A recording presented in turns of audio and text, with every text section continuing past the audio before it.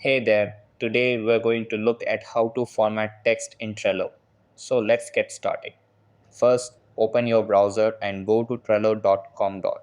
Over here, click on the login button. After that, log in using your email or Google account. Then go to the boards section.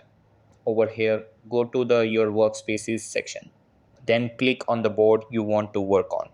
After that, click on the card you want to edit. Then go to the description box. Over here, type your desired text.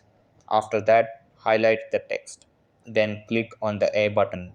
Over here, click on the B icon to make the text bold.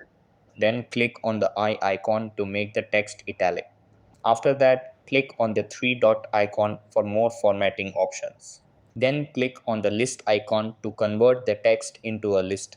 After that, click on the save button. And that wraps it up. Appreciate you watching.